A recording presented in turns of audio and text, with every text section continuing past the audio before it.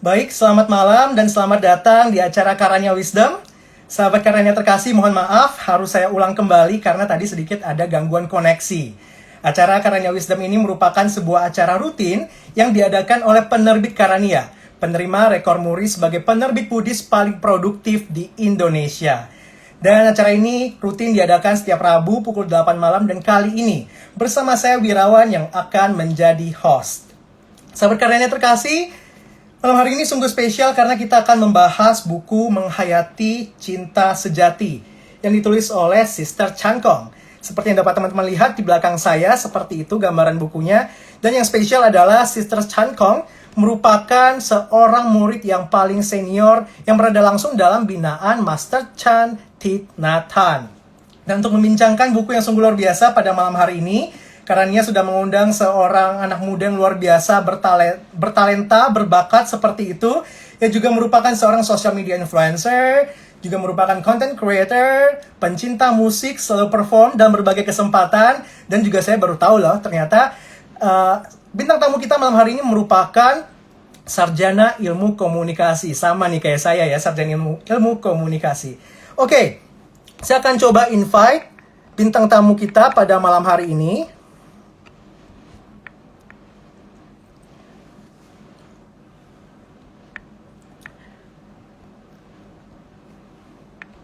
Namun sambil menunggu, saya ingin memberitahu bahwa teman-teman dapat memperoleh buku ini melalui Tokopedia dan Shopee. Teman-teman juga akan mendapatkan potongan harga spesial yakni 30%, sehingga hanya dengan Rp63.000 teman-teman sudah dapat memperoleh dan membaca langsung buku spesial karangan dari Sister Chan Khong ini. Teman-teman, sepertinya saya belum dapat menemukan akun Instagram dari narasumber kita. Siapa lagi kalau bukan Lawrence Angela ya. Teman-teman pasti sudah tahu, influencer yang sungguh luar biasa pada malam hari ini. Namun sepertinya saya belum dapat menemukan akunnya di tempat saya. Mungkin kalau Angela sudah menyaksikan, Angela mungkin bisa langsung join, bisa langsung request seperti itu. Kita sambil menunggu Angela, saya ingin mengulas sedikit ya teman-teman mengenai buku ini. Buku ini apa istilahnya, mengungkap atau menulis tentang autobiografi. Jadi dengan sudut pandang orang pertama seperti itu, Sister Chan Khong menceritakan bagaimana dari awal, kemudian masa kecilnya hingga bertemu dengan Master Chan Thich Nhat Hanh, hingga akhirnya berkolaborasi untuk mendirikan sebuah komunitas hidup berkesadaran yang berpusat di Prancis. Apalagi kalau bukan Plum Village.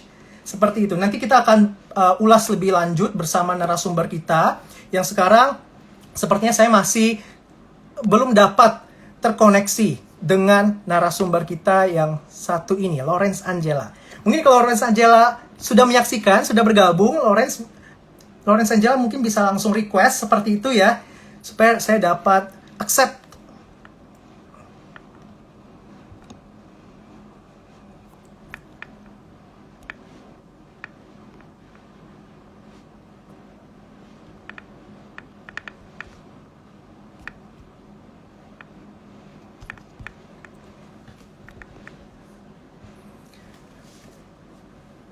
Baik, kita masih menunggu teman-teman, mohon maaf sekali. Sepertinya ada gangguan koneksi. Di tempat saya tidak dapat terhubung dengan narasumber kita pada malam hari ini. Mungkin kalau Angela sudah menyaksikan, Lawrence mungkin bisa langsung join supaya bisa saya accept seperti itu. Karena dari tempat saya belum dapat terkoneksi. Mungkin sambil menunggu Lawrence Angela bergabung, saya ingin sedikit mengulas lagi bahwa buku ini memang patut dimiliki karena satu, penulisnya merupakan sosok yang apa istilahnya cukup terkenal seperti itu. Oke, sekarang Lawrence sudah terlihat seperti itu. Saya coba persilakan Lawrence. Angela mungkin bisa langsung request supaya bisa saya accept karena dari tempat saya sepertinya tidak bisa.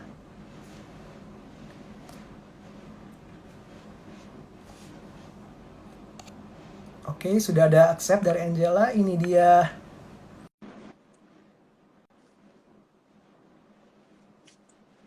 Saya juga ingin kembali mengulang ya, bahwa hari ini kita akan ada harga spesial yakni diskon 30% Jadi bukunya hanya bisa teman-teman dapatkan dengan Rp63.000. Oke, sudah bergabung bersama Halo, kita Lawrence Angela. halo Halo. Tira. Selamat malam. Malam, malam. Gimana nih nama budaya? Oh iya, sebelumnya nama budaya. Oke, gimana nih kabarnya Lawrence Angela di tengah kesibukannya? Baik. Sudah meluangkan waktu spesial untuk malam hari ini? Ya, terima kasih juga buat Wira. Terus, jadi hari ini kita bakal ngobrolin soal buku yang spesial ini ya. Tadi aku udah dengerin Wira ngomongin soal Iya buku dong. yang hari ini bakal dibawain ya. Apalagi, benar dong, apalagi dengar-dengar katanya Sister Chan Kong ini pernah datang ke Indonesia loh. Angel, tahu Sayangnya nggak dulu tuh? aku belum tahu dulu. Waduh, sayang banget ya. Aku juga baru tahu karena tadi aku sempat menemukan berita melihat bahwa ternyata Sister Chan Kong pernah datang di 2015 mengunjungi candi kebanggaan kita, Candi Borobudur. Wah, keren Oh, banget ya, Lawrence ya. kebetulan jauh dari tempat tinggalku nih. Benar. Oh ya, ngomong-ngomong nih, Angel sekarang bakal ada produksi Hmm? video apa lagi nih sih di YouTube? Kalau video di YouTube sih nggak terlalu banyak ya. Cuman kan sekarang memang kerjaannya juga semuanya di rumah. Kalau misalnya Uh, yang kerjaan-kerjaan biasanya off air gitu juga jadinya kan di rumah aja. Ini banyak kan sih kerjain project-project. Jadi lagi ada upcoming mau bikin bisnis juga kayak gitu-gitu sih kalau sekarang. Alright. Jadi kalau di rumah Peralihan itu lah ya bisa, sekarang. ya, Peralihan kalau sekarang dari yang tadinya peralihan ya, ngapain benar-benar. terus jadi merambah ke sektor-sektor lain ya. Benar-benar. Apalagi kalau di rumah itu bisa kerja sekaligus dekat dengan keluarga ya. Betul. Oh ya, Angel, Kerjanya saya jadi mohon nyantai ya, izin nggak kayak sebentar kerja ya? menyapa. Saya mohon Kenapa? izin sebentar menyapa rekan-rekan audiens yang sudah bergabung, sahabat Karania. Akan ada informasi bahwa nanti di saat sesi live ini berlangsung akan ada sesi Q&A, sesi tanya jawab yang terbuka untuk 3 penanya. Jadi kalau teman-teman penasaran, ingin tahu lebih banyak tentang buku ini langsung dari pendapat Angela, teman-teman bisa langsung tanyakan di kolom komen. Nanti 3 yang terpilih akan dijawab langsung oleh Angela. Kemudian nanti juga akan ada sesi kuis khusus untuk 3 orang yang paling tepat dan terpilih. Nanti juga berhak mendapatkan hadiah spesial berupa buku yang ada di tangan saya malam hari ini. Wow, jadi supaya nggak ketinggalan, teman-teman harus stay tune di Instagram Live kita pada malam hari ini. Oke, Angela, kita mungkin bisa langsung mulai ya. Siap. Kalau Angela kan udah baca nih, kira-kira pendapat Angela sendiri tentang buku ini seperti apa nih? Kita sama-sama pegang ya, Widi. Oke, ini sama-sama ya. Punya aku tapi kayaknya udah lusuh nih pinggir-pinggirnya karena dibawa-bawa jalan-jalan. Waduh, kalau lusuh itu berarti sering dibaca loh artinya. Iya, dibacanya udah dengan diulang-ulang lagi gitu. Oh, mencari Wih, makna-maknanya lah dari buku ini. Menurutku pribadi, aku tuh bukan tipe yang hobi baca buku tentang biografi seseorang gitu kan. Biasanya tuh lebih baca yang ke psychological atau enggak development self development book gitu. Nah, kali ini tuh aku direkomendasiin suruh baca katanya yang buku Sister Chan Kong ini judulnya Menghayati Cinta Sejati, bagus nih. Nah, pertama kali yang muncul di otakku kebetulan masih single, terus belum menikah. Ini disuruh ngomongin soal menghayati cinta sejati, tahu apa sih? Ini cinta sejati yang dimaksudnya maksudnya apa loh? Kan kayak gitu kan, bingung kan? bener. Apalagi Iya, bukunya pas banget ya, warna pink gitu ya, kayak iya cinta-cinta. terus kayak kayak apakah ini akan membicarakan tentang gimana caranya kita menemukan soulmate sejati kita atau gimana? Pokoknya pikirannya udah kemana-mana itu. Waduh, berat nih buku kayaknya. Terus ternyata saat aku baca, ternyata tuh lebih mengajarkan kita tentang cinta kasih secara universal sih. Dan banyak banget poin-poin kemanusiaan yang aku bisa dapat dari bukunya Sister Chan Kong ini. Alright, jadi ibaratnya dugaan awal jangan-jangan buku tentang cinta, ternyata pas dibaca cinta universal seperti itu Iya, ya. lebih ke arah loving what you believe sama loving your enemy. Karena di buku ini banyak banget dibahas tentang gimana cara kita tuh bisa berdamai dengan musuh terbesar kita. Wow, Kayak berdamai gitu-gitu. dalam musuh terbesar kita itu akan menjadi salah satu topik bahasan kita tuh, Angela ya. Ngomong-ngomong Betul. nih, Angela kan udah Hmm? baca, kemudian coba dong share sedikit, kasih teasernya seperti itu ya, karena jangan-jangan ada followers yang pengen beli dan pengen baca juga nih. Kira-kira buku ini Mhm. overall menceritakan tentang apa sih? Kalau kamu yang tipe-tipenya suka dengan cerita-cerita dari tokoh-tokoh yang berhubungan dengan kemanusiaan, itu pasti suka banget baca bukunya Sister Chan Kung ini. Kenapa? Karena ya tadi aku bilang banyak aspek-aspek kemanusiaan yang bisa didapat, nilai-nilainya. Selain itu yang aku baca ya, aku juga pelajarin banyak em, cerita-cerita di Vietnam tuh seperti apa. Karena ini kan bertepatnya dengan Sister Chan Kung ini lahir di Vietnam, di Saigon kalau nggak salah nama daerah. Jadi banyak membahas tentang di sana makanannya seperti apa, tradisi budaya di sana tuh gimana, terus ngebahas soal perang waktu sama Perancis itu juga paling banyak dibahas. Jadi kayak yang tadinya sejarah-sejarah kayak gitu aku nggak pernah tahu, terus pas baca, oh ternyata ini. Karena kita kalau belajar di sekolah kan belajarnya sejarah Indonesia sendiri ya, nggak belajar Benar. sejarah Vietnam tuh kan. Nah di buku ini aku banyak belajar soal itu sih. Jadi Bahkan selain aku yang belum pernah value-value, ke, kenapa? bahkan aku yang belum pernah ke Vietnam udah merasa ada gambaran loh Vietnam itu Sama, ternyata seperti ini ya. tadinya nggak kebayang. Vietnam yang aku tahu tuh cuma makanannya doang. Selama ini ya, makanan karena di restoran kan. Tapi Aku bahkan selain, belum pernah sama sekali loh makanan makanan ya Vietnam itu itu loh, ternyata bahkan rice roll apa sih? Yang kayak dalamnya sejenis itu lontong ada, gitu nggak sih? iya iya yang kayak gitu-gitu. Nah itu kan makanan Vietnam. Benar benar benar.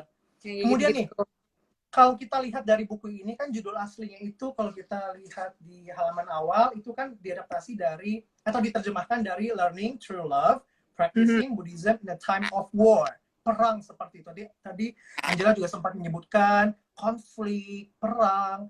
Apa sih perasaan Angela ketika membaca banyak sekali korban jiwa berjatuhan, kemudian bom seperti itu? Apa yang Angela rasakan? Nah itu tadi aku juga sempat sebutin ya. At first I thought that this book is gonna be like a happy ending book. It is a happy ending, tapi maksudnya kayak vibe-nya oke, baca kita tentang bagaimana cara menghayati cinta sejati yang pokoknya ya happy gitu lah bukunya. Tapi ternyata di isinya juga ada juga sejarah-sejarah yang memilukan yang kita sebenarnya nggak tahu apa yang dialamin sama warga-warga Vietnam dulu. Jujur aku merinding banget pas baca ada di satu bab gitu. Pas aku buka, wah, pas mulai baca dari bab itu ya, melihat banyak banget korban-korban yang disebutkan dulu. Karena mungkin aku spoiler sedikit ya. Jadi di si buku ini tuh diceritakan dulu tuh umat-umat Buddhis di Vietnam itu di rezimnya Diem, itu presiden kala itu di tahun 1960-an itu mereka banyak banget yang disiksa karena penganut Buddhis itu dianggap um, Komunis ya seperti komunis itu. ya komunis, jadi banyak banget yang dibunuhin. Mereka mau melakukan pergerakan apapun, mau demo mau apa, malah satu persatu dibunuhin. Udahnya bantai-bantai biksu-biksu tuh semua pada diculikin, disiksa. Kalau ngebayangin masa-masa sekarang kayak gitu tuh merinding aja. Pokoknya baca itu bener-bener perjuangan mereka tuh aduh nggak paham lagi deh. Aku sampai merinding Perjuangan loh sekarang. bagian karena gini kan, Vietnam itu Buddhisnya kuat ya. Jadi dari yang ini juga aku semua tuh baru aku tahu karena baca buku ini. Sebelumnya aku nggak tahu sama sekali tentang hal itu. Diceritakan kalau Vietnam itu adalah negara yang Buddhisnya kuat. Kalau misalnya kita di Indonesia pun tiap merayakan Waisak itu nggak ada tuh yang sampai tiap masing-masing di rumah pasang bendera Buddhis, nggak ada kan. Terus ada yang restoran-restoran non VG itu kalau lagi Waisak semuanya tutup. Di sini McDonald's terbuka, nggak ada yang kayak gitu kan. Jadi di sana tuh emang tradisinya kuat banget dan tiba-tiba pas rezim Diem Buddhis dilarang, nggak boleh ada yang kibarin bendera, nggak boleh ada yang merayakan, pokoknya kalau dirayakan diculik langsung, terus entah dia disiksa atau dia dibunuh nggak tahu deh itu. Itu Benar-benar aduh. yang paling buat aku tersentuh, terenyuh adalah pada saat si Sister Chan Kong mengatakan perayaan Waisak dilarang. Padahal itu sudah mengakar kuat ya di Vietnam seperti itu. Kita nggak bisa bayangkan kalau misalnya di zaman sekarang Imlek itu dilarang seperti itu ya. Iya kayak yang tadinya udah jadi kebebasan bisa memeluk kepercayaan itu tiba-tiba direnggut gitu aja kan, aduh. Dan juga salah satu bab juga menceritakan bagaimana perjuangan mereka secara komunitas, aksi damai ya seperti itu, menuntut kebebasan beragama. Artinya ada kesetaraan bagai untuk menganut agama apapun ya di Vietnam sendiri. Yes betul.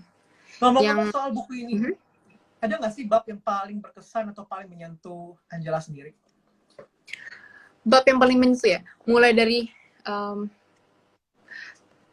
ada yang sempat ditulis juga, ada dua sih sebenarnya. Yang awal tuh ada perlawanan tanpa kekerasan, tapi itu nanti bakal dibahas. Sama satunya lagi yang menurutku paling favoritku ya, karena dari judul babnya aja udah menyentuh nih. Judulnya itu Manusia Bukanlah Musuh Kita. Itu Wow. somehow waktu aku buka daftar isinya aja itu udah catch my attention, karena kalau kita ngeliat kondisi sekarang, kita emang selalu bermusuhan itu sesama manusia kan, tapi ini dibilang katanya manusia bukanlah musuh kita. Nah, jadi siapa nih musuh sebenarnya? Itu yang bikin aku penasaran sih sama bab itu. Terus ya paling pokoknya aku ulang-ulang lagi bagian situ, karena biar nggak tahu ya, aku tipe kalau yang baca buku tuh emang harus aku ulang-ulang biar maksudnya meresapi apa yang ditulis nih. Kalau baca sekilas kayak apa tadi ya biasa kayak gitu tuh. Sama persis. Bab soal manusia bukanlah musuh kita itu Manusia di bab bukanlah 9 musuh. ya, Angela ya. Yes, betul. Oke. Nah, Dan kita sama-sama ngomong-ngomong buka. soal bab tentang manusia bukanlah musuh kita ini, boleh diceritakan sedikit nggak sih kira-kira menceritakan segmen hidup apa sih dalam bagian hidup Sister Chan Kong? Nah, aku tadi udah tandain, aku pengen bacain part itu karena kayak menyentuh banget menurutku di bagian situ. Mana ya, tadi udah aku tandain loh. Mohon bersabar ya, kayak bukunya tiba-tiba ke ganti bagian nih. Ada di 131 bab 9. 131. Sorry.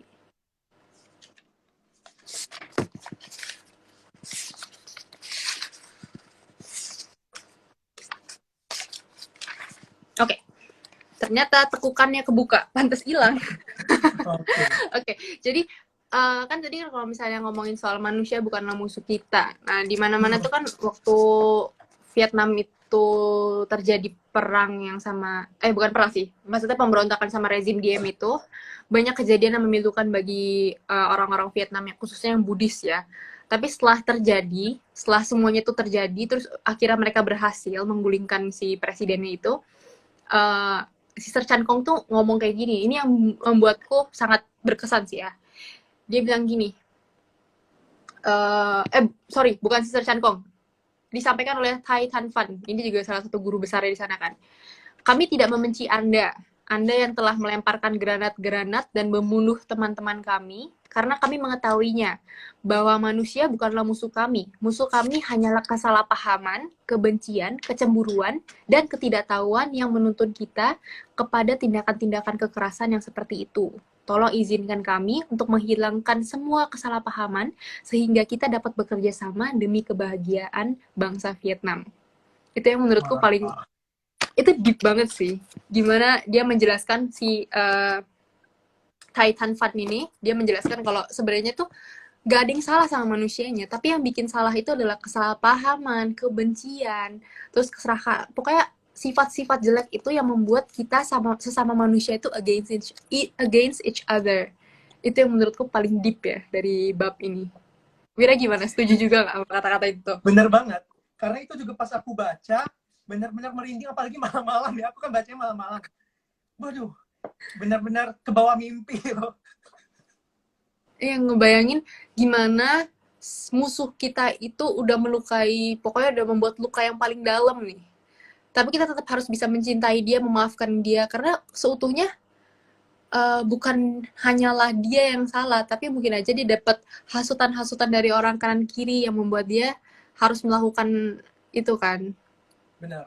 Gimana mungkin misalnya bawahan presiden-presidennya itu mau nggak mau harus menyiksa warga-warganya juga ya, karena suruhan yang di atas kan. Terus karena mungkin hasutan omongan kalau Buddhis itu akan menguasai Vietnam, karena di kala itu tuh orang Prancis ya baru datang ke Vietnam dan mau mendominasikan Vietnam dengan Katolik. Makanya itu yang disebabkan itu yang bikin orang-orang Buddhis ini pada anggap komunis gitu ya. Kemudian juga satu hal menarik adalah dipertentangkan ya antara kubunya Prancis dengan kubunya komunis gitu ya. Mereka berdua ini ingin merebut kekuasaan di Vietnam, dan itu benar-benar pelik sekali ya. Cuma karena kepercayaan kan, kena agamanya. Benar. Kemudian juga satu hal yang menarik adalah di bab ini Sister Chan Kong banyak sekali mengulas tentang sebuah komunitas yang ia dirikan bersama Thai, yakni School Mhm. of Youth for Social Service. Kira-kira Angela bisa ceritakan sedikit nggak sih organisasi apa itu, sehingga dalam buku ini banyak sekali diperjuangkan, banyak sekali disebut-sebut. Mhm. Ya, disingkatnya SYSS ya, SYSS. Jadi School of Youth and Social Service. Waktu aku baca ini kayaknya panti asuhan nih pas kilas baca. Tapi bukan, ternyata lebih daripada itu. Jadi singkat cerita ya, SYSS ini, si School of Youth for Social Service, dibentuk pada tahun 60-an. Itu dikala setelah perang Vietnam ya, perang sama Perancis. Jadi waktu itu salah satu gurunya si Sister Chan Kong ini, Thai Nhat Hanh, itu juga beliau sering banget disebutin di buku ini karena beliau cukup berperan besar ya atas Sister Chan Kong. Jadi beliau ini membentuk SYSS ini dengan tujuan untuk membantu mereka yang hidupnya susah di saat setelah perang. Karena setelah perang dari Prancis itu, Vietnam tuh mengalami kemiskinan yang luar biasa. Pokoknya jadi banyak warga susahnya tuh nambah gitu. Makanya di tahun 1964, si SYSS ini dibentuk khusus untuk membantu orang-orang yang di pedesaan nih, korban-korbannya perang. Mungkin keluarga-keluarga yang kepala keluarga udah nggak ada, terus ya pokoknya yang susah-susah gitu. Jadi si SYSS sendiri ini mendirikan sekolah. Jadi tadinya kan cuma kayak fondasi organisasi, tapi ternyata mereka akhirnya mendirikan sekolah setelah sekolah kayak durasi 2 tahun gitu yang aku baca di buku. Jadi ini bisa menampung 200 sampai 300 orang. Nah, jadi kurikulumnya juga unik ini yang aku baca. Dia bukan kayak sekolah biasa, tapi ini memang sekolah untuk menyokong orang-orang susah supaya hidupnya lebih baik lagi. Dan kalau dari buku sini disebut ada 4 pilar. 4 pilar itu, pilar yang pertama, dia tuh ada edukasi. Jadi mengajarkan untuk yang baca tulis. Mungkin untuk anak-anaknya yang sekolahnya terhambat karena perang, itu diajarin baca tulis. Yang kedua ada pekerjaan rumah, kayak household gitu. Jadi kayak diajarinnya farming, terus berternak ya, breeding gitulah pokoknya. Terus hal-hal yang pokoknya menunjang mereka untuk untuk hidup gitu, bercocok tanam segala macam, yang bisa buat dijual lagi. Dan yang ketiga itu ada living tuh as in spiritual. Jadi diajarin bagaimana bisa hidup dengan tenang, kebahagiaan, tapi lewat ajaran Buddhis, sorry. Terus sama yang keempat itu kesehatan dan obat-obatan. Diajarin gimana caranya jaga kesehatan, terus vaksin, gimana cara bangun toilet. Jadi si SYSS ini emang sekolah khusus kayak gitu tuh. Yang aku nggak tahu di Indonesia ada nggak sih yang seperti itu ya?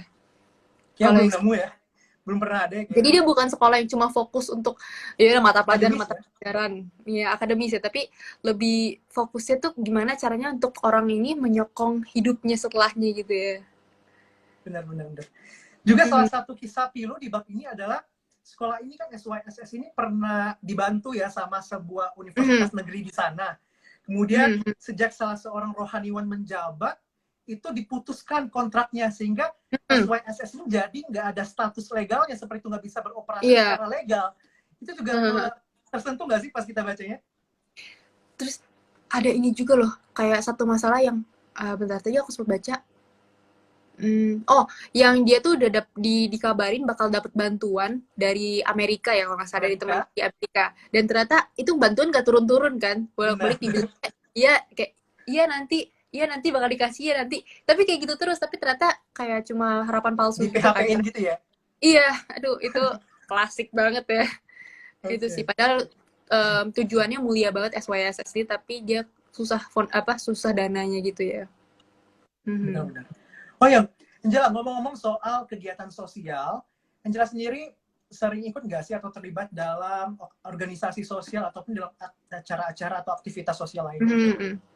Kalau organisasi sosial sih nggak terlalu banyak ngikutnya. Cuma biasanya emang secara personal gitu. Jadi emang diajarin sama orang tua dari dulu tuh sebisa mungkin kan berbagi. Jadi ya udah, kalau misalnya lagi kayak gini nih Imlek, ngelakuin apalah, at least bisa ngebantu orang-orang di sekitar.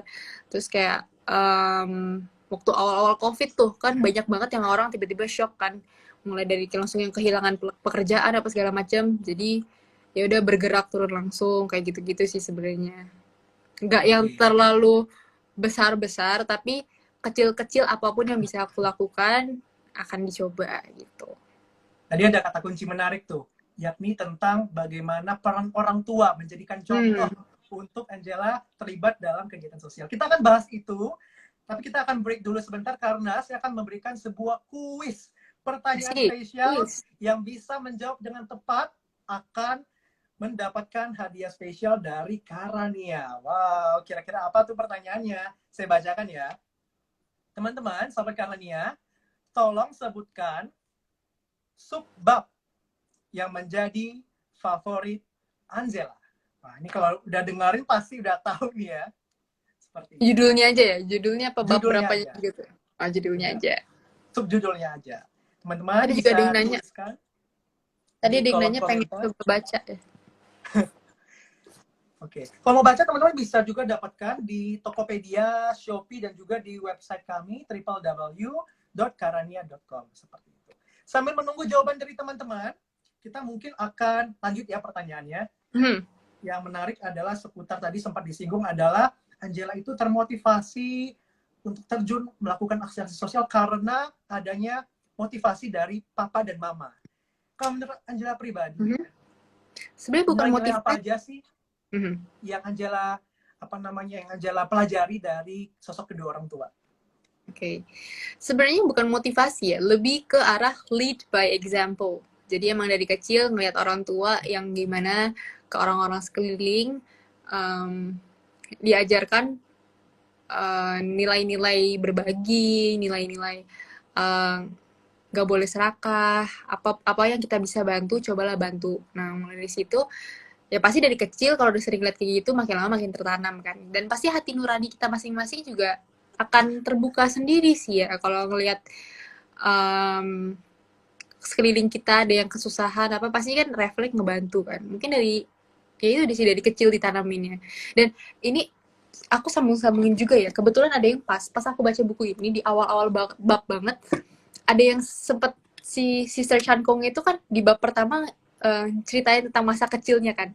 Terus pas aku baca, oh my god, ini sama banget. Jadi kakeknya si Sister Chan Kong ini mengatakan kayak gini. Ini yang kata-kata yang aku quote karena bagus banget. Kami tidak punya uang yang bisa diwariskan kepada kalian, tetapi kami mewariskan pada kalian jasa kebaikan yang kami peroleh dari membantu orang yang memerlukan. Ini juga, ini bikin aku terenyuh tuh karena my dad pernah ngomong hal yang sama.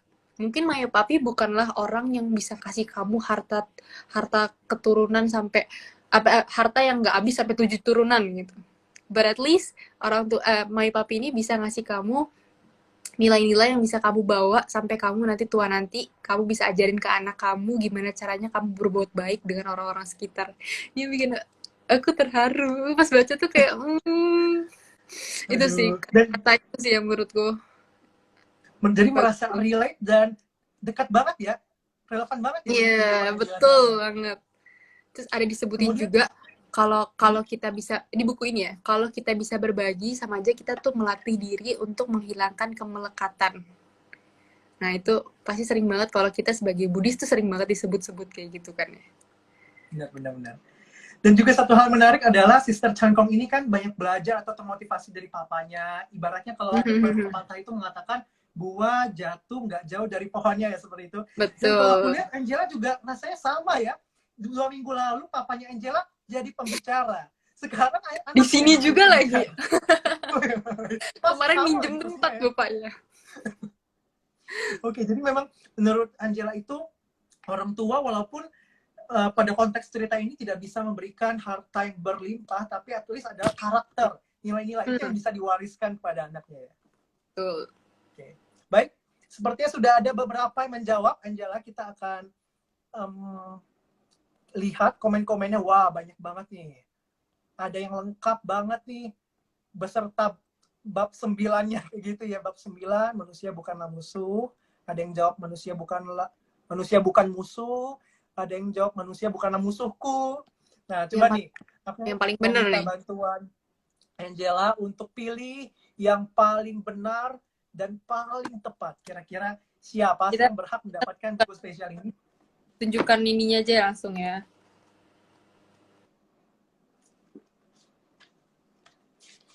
Jawabannya nih.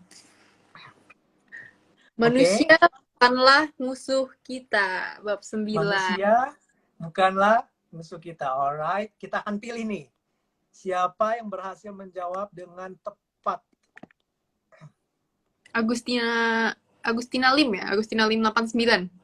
Oke, iya ya. Manusia bukanlah musuh kita. Benar banget. Selamat kepada saudari Agustina Lim 89. Saudara berhak mendapatkan buku spesial berjudul Menghayati Cinta Sejati dari Karania. Wah, keren banget. Nanti Agustina bisa langsung DM ke Instagram kami, penerbit Karania. Nanti sertakan pula nama lengkap, alamat, dan juga nomor telepon yang dapat dihubungi. Nanti akan segera kami tindak lanjuti. Selamat sekali lagi kepada... Kalau udah terima bukunya jangan lupa sharing ke kita. Gimana? Boleh, jangan lupa tag juga. Alright, itu dia. Tadi aku sama tadi nanya bukunya bergambar ya. Enggak, ini novel, Bun. Gambar sama nggak ada gambarnya, Bun. Tapi walaupun nggak ada gambar, bacanya tetap seru dong. Iya, tipe orang masing-masing sih. Tapi nggak tahu ya. Kalau mau baca itu bacanya graphic novel, jadi beda dong. Beda aliran itu bukunya. Benar. Oke. Itu dia tadi sudah kita umumkan pemenang pertama. Masih ada 2 lagi ya. Jadi teman-teman bisa dipantengin baik-baik karena masih ada 2 kesempatan untuk mendapatkan hadiah spesial dari penerbit Karania. Kemudian, satu hal yang menarik dari bab favorit Angela, bab 9 adalah ada salah satu momen yang menceritakan kisah lucu seperti itu. Karena walaupun judulnya war, perang gitu, yang nggak melulu tentang perang ya, ternyata ada kisah-kisah lucu juga nih. Mungkin Angela bisa bantu ceritakan apa sih momen lucu yang terjadi di bab ini? Mau cerita lucu, cerita mengharukan, terus cerita informatif tentang makanan di sana apa aja yang enak, itu juga ada semua campur-campur nih buku ya. Jadi ada satu momen ya di bab 9 ini disebutkan. Jadi waktu itu si Sister Chan Kong ini dia tuh mau datang ke Universitas Van Han untuk janjian sama orang di sana. Lalu gurunya, ini ngomong gini, bisa numpang nggak? Mau pergi nih ke Cholan. Cholan ini satu daerah di Saigon juga, di Vietnam. Terus buat beli arloji, soalnya arlojinya yang lama udah rusak. Nah, kata Tai kayak gitu tuh. Terus si Chan Kong bilang, ya udah nanti cari orang aja yang bisa buat beliin. Tai di sini aja, nggak usah ikut pergi. Terus katanya enggak. Masih dia tetap insist gitu, dia tetap mau beli sendiri. Terus akhirnya ya udahlah, disupirin nih, setirin sama si Sister Chan Kong. Naik mobil pergi ke daerah Cholan. Sampai tiba-tiba mereka salah fokus ngeliat di pinggir jalan tuh ada 2 baris pohon tinggi dan indah dideskripsikannya. Aku bayanginnya tuh kayak pohon-pohon ala-ala yang kayak di Jepang gitu loh. Kayak bukan tipe kebun pohon karet, tau gak sih? Kan itu sebenarnya cakep banget. Tinggi gitu ya. Asal jangan turun, bau banget kan. Jadi tipe-tipenya cakep banget gitu, indah. Dan sampai akhirnya si Tai itu minta turun, bukannya beli jam, bukannya melanjutkan perjalanan, beliau malah turun terus meditasi. Jadi Sister Kongnya nungguin di dalam mobil, terus Tai-nya malah meditasi di situ, dan akhirnya malah stuck di situ, menghabiskan sore di situ ngeliatin langitnya bagus, pohon-pohonnya bagus. Aku bayangin kayak ada daun-daunnya kayak jatuh gitu. Aduh, pasti adem banget tuh kan suasananya. Terus sampai akhirnya udah terlalu sore, mereka harus balik lagi deh ke universitas. Tuh arloji nggak jadi dibeli tuh, jadi balik lagi. Nah, itu sih menurutku kayak ini Tai sifatnya tuh, aduh, orangnya itu tenang banget gitu ya. Mindful banget ya, tenang. Ya, mindful banget ngeliat pohon. Aduh, saya harus meditasi, ini tempatnya bagus buat meditasi. Terus yang lucunya lagi, jadi ada di universitas tuh ada pastor lagi mau ketemuan, janjian sama si Tai. Jadi pas mereka OTW pulang, itu pastor ini ngeliat Tai sama Sister Chan Kong berduaan di dalam mobil kan. Jadi mereka, si pastor tuh ngeliat dengan tatapan iri, tapi juga kayak bingung gitu, ini ngapain sih, kayak si Tai-nya disetirin sama wanita muda. Sister Chan Kong kan waktu itu masih muda kan. Terus dia dengan bingung gitu, kayak sedikit meremehkan juga, terus bilang, saya harap para sahabat Katolik bisa hidup seperti itu juga ya. Aku ulang-ulang lagi, ini maksudnya apa sih, dia nyindir, sarkastik, apa gimana gitu. Kayak enaknya disupirin deh. Padahal mungkin dia nggak tahu ya, yang menyetir itu adalah muridnya yang sampai sekarang gitu ya. Dia mikirnya pasti udah enggak itu pasti pastor deh. Oke. Memang Kalau kita baca setelah itu pasti juga banyak bab-bab lucu, jenaka lainnya yang ringan-ringan, nggak Mm-mm. melulu tentang perang seperti itu ya. Iya, Kemudian kayak ada salah, ada ups and down-nya pasti. benar banget.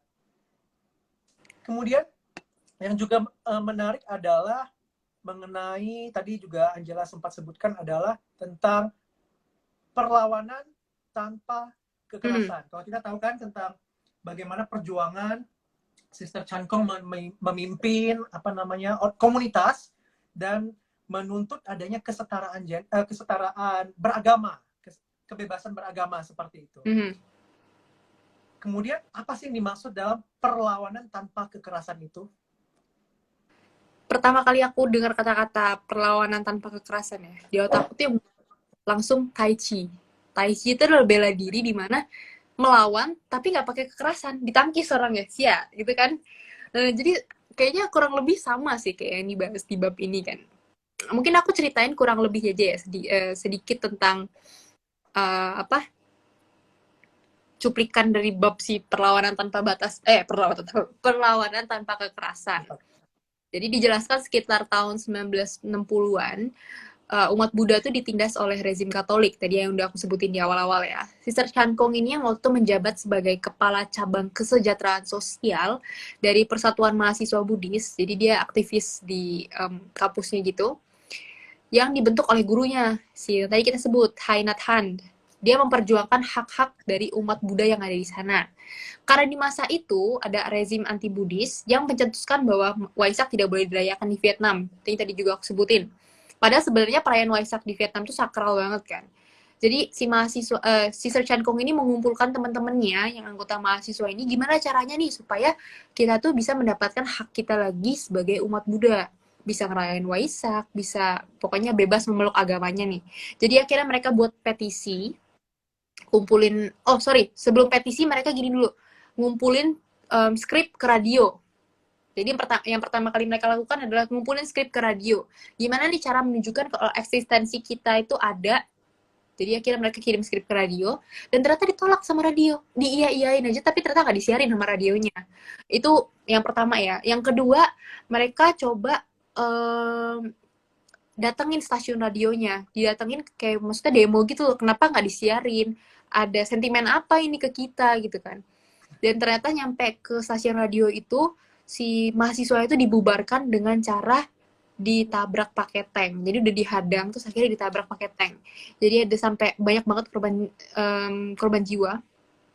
Ada, oh sorry, ada yang banyak banget yang luka-luka. Korban jiwanya ada 8 orang. 8 itu remuk digiling sama tanknya. Itu menurutku sadis banget.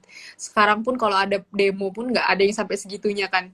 Ini sampai digiles sama tanknya. Aduh, ampun dah nggak bayang. Jadi buat membuarkan karena si presidennya pun nggak ngeladenin, udah diomongin nih, ini ada korban jiwa nih sampai nih aksi unjuk dirinya. Tapi ternyata nggak diladenin sama sekali sama si presiden ya. Malah adanya biksu-biksu ditahan dan disiksa juga. Akhirnya mahasiswa ini buat surat terbuka, buat petisi gitu, supaya pemerintahnya tuh mau dengerin mereka yang isinya tentang hak-hak agama Buddha. Tapi ternyata tetap juga nggak diladenin. Pokoknya banyak banget upaya yang mereka lakukan setelah itu juga. Itu kan baru kayak radio, terus petisi, tidak diladenin, tapi mereka setelahnya melakukan secara diam-diam, jadi kayak underdog gitu. Karena bagi siapa yang ikut dalam gerakan ini dianggap komunis, langsung diseret, di entah hilang pokoknya kayak zaman-zaman Soeharto gitu ya. Hilang tiba-tiba ya. Yang sedihnya lagi karena kejadian ini banyak banget Buddhis yang mengorbankan diri. Bahkan yang aku baca, kalau nggak salah, aku lupa namanya, tapi salah satu guru kungfu di sana kalau nggak salah, apa gitu, beliau membakar diri sebagai aksi dari unjuk rasa supaya pemerintah itu mau mendengar kalau misalnya mereka tuh sebagai umat Buddha itu benar-benar terpuruk loh di sana. Itu nggak cuma satu. Aku ngebaca ada nama-nama Thai yang lainnya pada membakar diri. Guru-guru besar di sana membakar diri sebagai unjuk rasa banyak banget, dan itu menurutku kok kenapa sampai harus banyak korban-korban dari agama apa umat Buddhisnya sendiri gitu kan. Tapi walaupun pemerintahnya seperti apa ke mereka, mereka tidak melakukan perlawanan dengan cara menyerang balik si kubu pemerintah ya. Jadi mereka tuh emang menyuarakan suara-suara mereka tanpa melakukan tindakan kekerasan. Nah, makanya nih disebut bab ini perlawanan tanpa kekerasan. Sampai toh akhirnya mereka berhasil, itu si presiden itu tergulingkan karena presidennya dibunuh sama Militer ya. ya militer yang emang nggak suka sama dia. Si agak mahasiswa terus aktivis segala macam umat Buddhisnya itu nggak ada nyentuh si presiden sama sekali. Jadi ya emang dibunuh sama si pihak mereka sendiri kan. Jadi ya itu sampai akhir perjuangan juga nggak ada kekerasan yang mereka lakukan. Wah, benar-benar kita sebagai umat Buddha salut gak sih? Maksudnya dengan Ya. ajaran Buddha yang begitu anti kekerasan, bahkan di saat-saat terdesak sekalipun mereka sama sekali nggak mengeluarkan kekerasan Baca sama sekali ya. kayak lakukan perlawanan kayak itu udah Kadang tahu gemes gitu ya, gemes. gemes tapi tahu sebenarnya salah kalau misalnya makin dilawan dengan kekerasan ya nggak akan ada habisnya kan, cuma gemes aja kayak Benar-benar. kenapa nggak defend diri sendiri gitu kayak Ya, oke. Mungkin kita harus beranjak sejenak lagi setelah kita mendengarkan kisah-kisah pilu yang tadi sudah Angela ceritakan. Kita akan break sejenak untuk kuis kedua.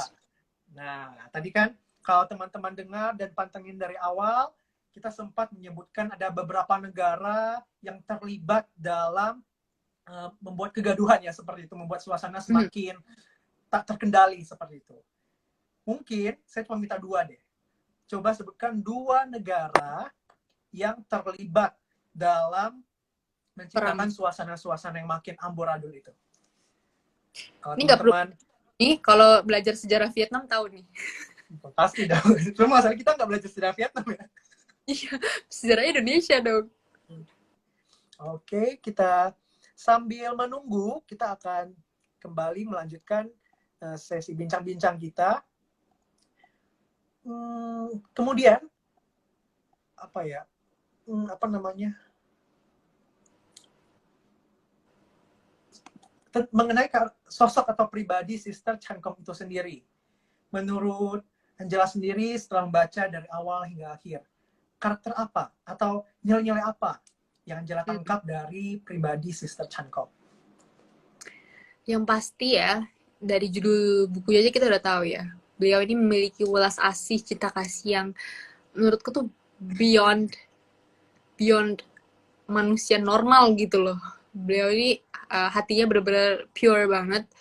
Mulai dari remaja aja udah tahu tujuannya mau apa. Terus kalau ngeliat orang susah tuh nggak akan pernah bisa gitu. Beliau tuh rasa ingin membantunya sangat tinggi.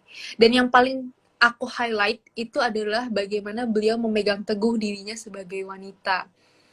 Gimana caranya bisa berbuat baik sebagai wanita. Karena dulu wanita dianggap, ya wanita bisa apa sih?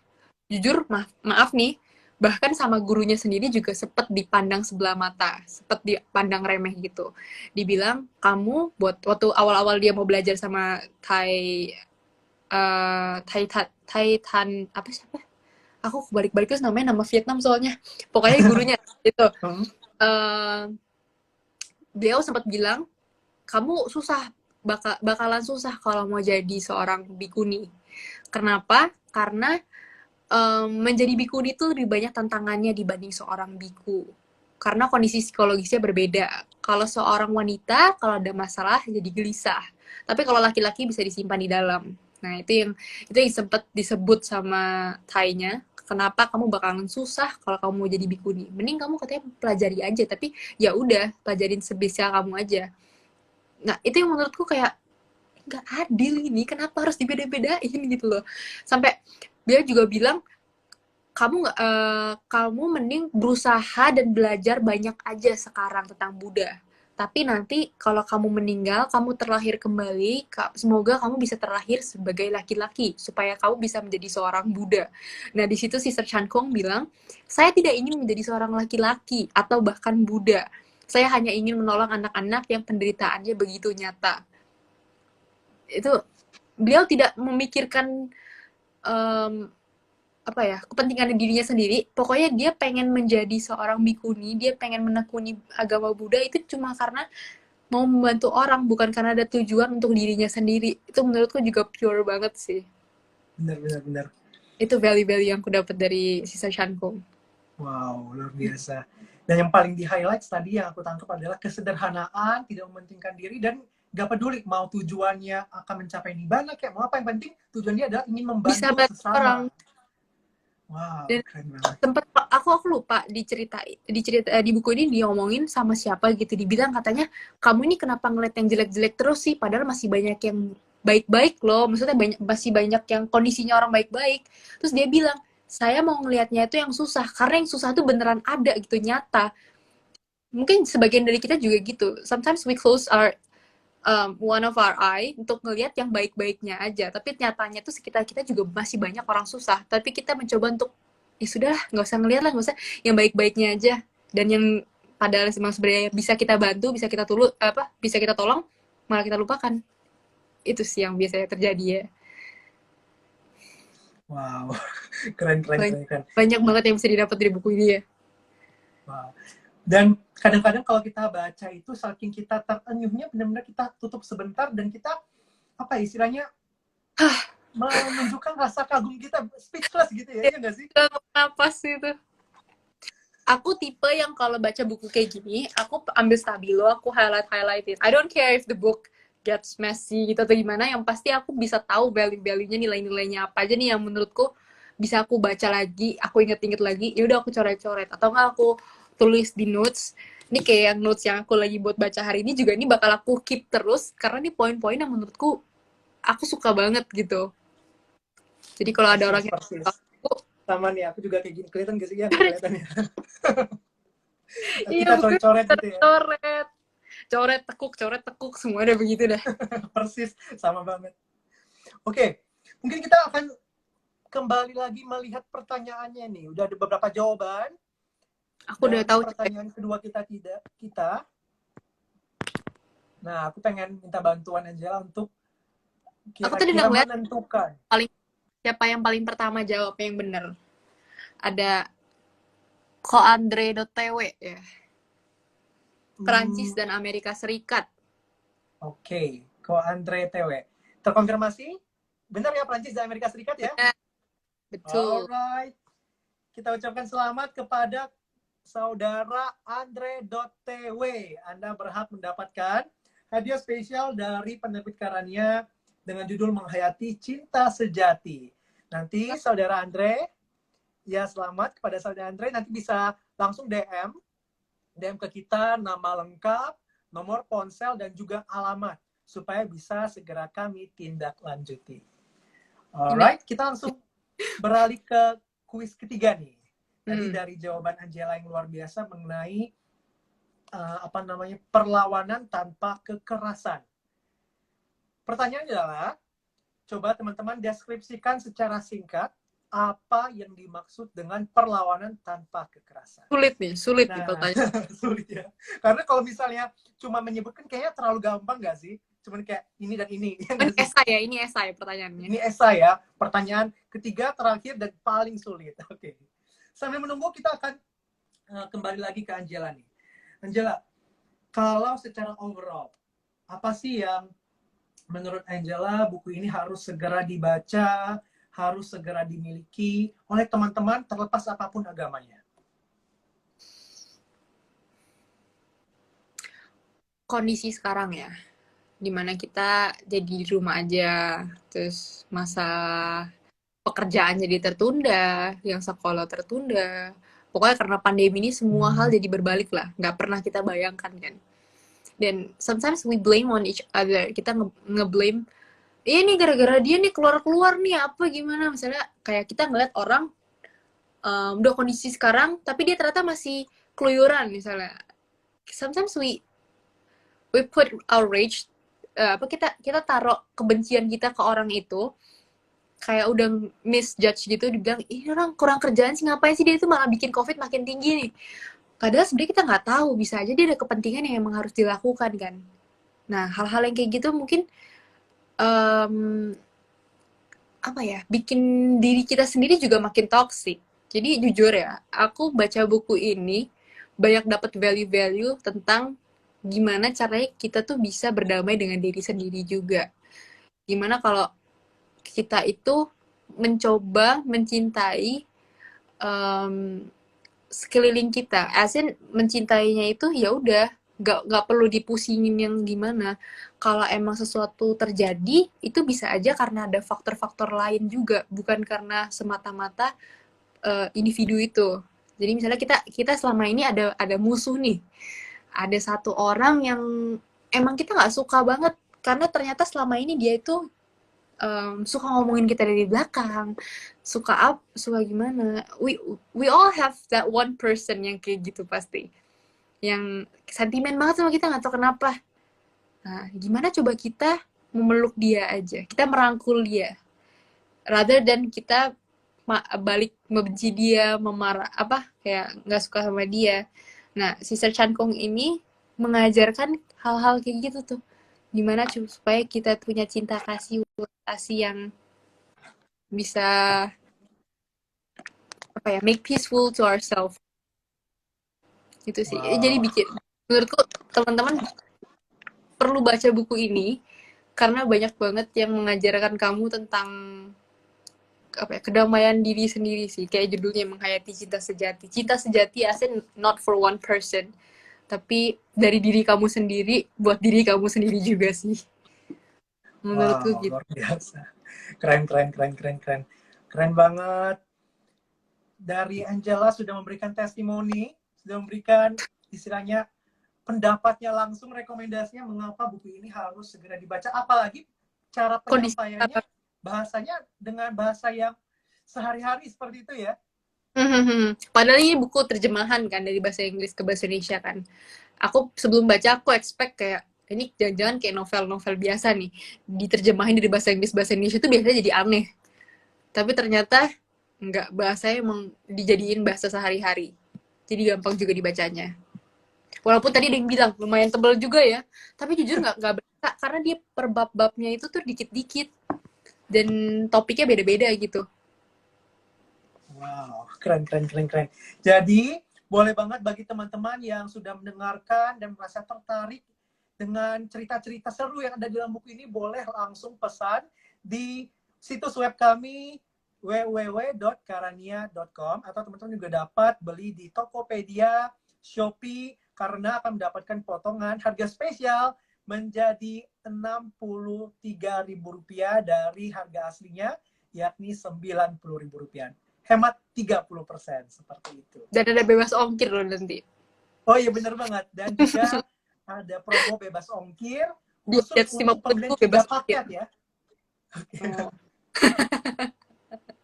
Baik, baik, baik. Kita sekarang beralih lagi nih, Angela, ke jawaban yang udah ada netizen-netizen, followers-followers kita jawab nih mengenai pertanyaan yang paling susah tadi. Apa makna dari perlawanan Ada tanpa bapakku juga kekerasan? nonton. Oh iya? Romo Ridwan? Oh iya Ada bener. bapak kayak juga ikutan Halo menjawab. Romo. Waduh. Tapi Perlawanan nggak boleh yang pilih papa ini kan sendiri ya. nggak boleh kan udah ada bukunya, ngapain pinjemin aja dong. Oh iya. Benar, benar, benar, benar. Bacain satu-satu kali ya. Boleh, boleh, boleh. Ini dari PVL, PVL EZR. Jujur aku bingung bacanya. Pokoknya PVL. Adalah melakukan tindakan secara seimbang, tidak ada batas mengumpulkan rasa dendam ke orang lain. Oke, itu tadi perlawanan tanpa kekerasan. Terus ada Dhamma Wacita, perlawanan yang menggunakan keterampilan kebajikan seperti mempraktekkan Brahma Wihara, meditasi, fangsen, dana, sila, dan lain-lain. Itulah yang bisa dikatakan perlawanan tanpa kekerasan versi saya. Terima kasih. Dalam ya. Dalam. Ada Mechin, tidak melawan terhadap musuh secara fisik, tapi memberi pemahaman terhadap mereka, terhadap kan THD mereka ya terhadap sehingga mereka mengerti dengan perlawanan itu berhenti tanpa korban kekerasan. Oke. Terus Vera VV.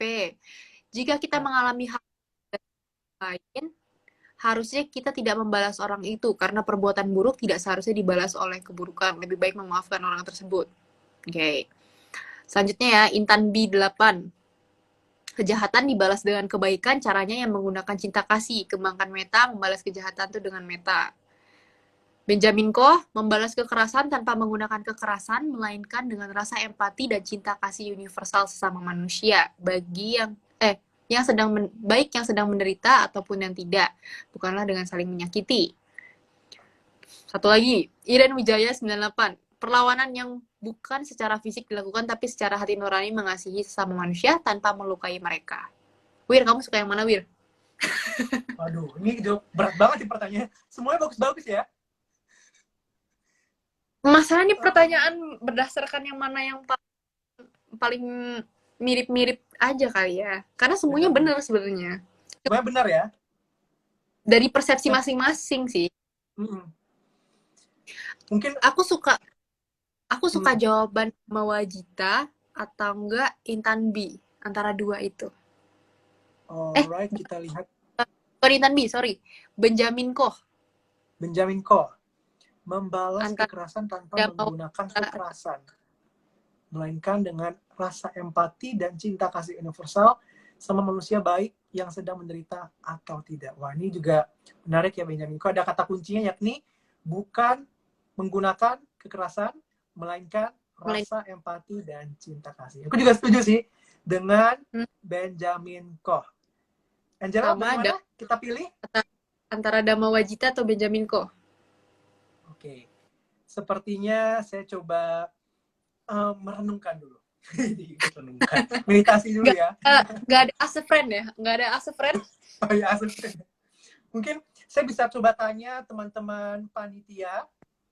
Panitia, tolong bantu saya untuk memutuskan kira-kira di antara mereka berdua, siapakah yang terpilih, yang paling mendekati dengan aku lihat ada Kobudi. Ada Kobudi nelfon juga. Kobudi bisa bantu pilihin. Oh iya. Kobudi selaku pengurus juga ya di Wihara dan juga di Penerbit Karania. Kita minta tolong sepuh untuk memilih.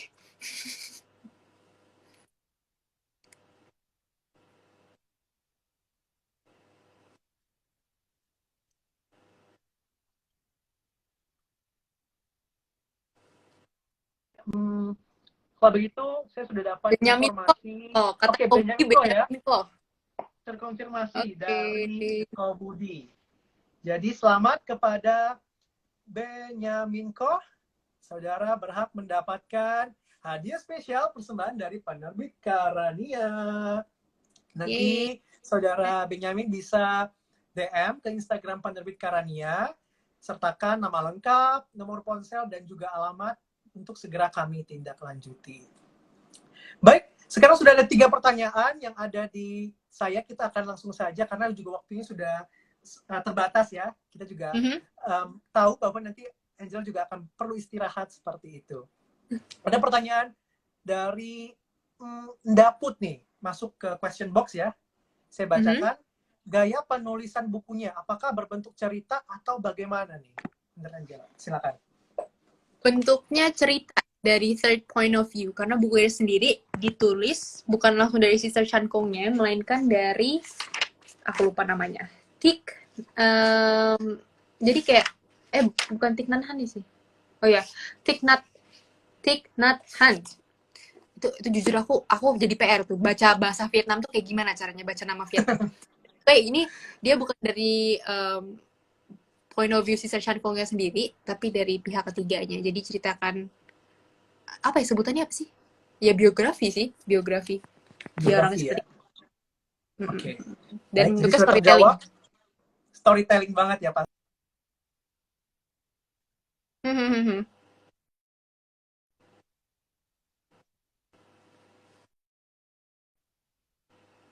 Wira agak putus-putus ya, Wira? Oh iya? Oke. Sekarang bagaimana? Udah sih. Oke.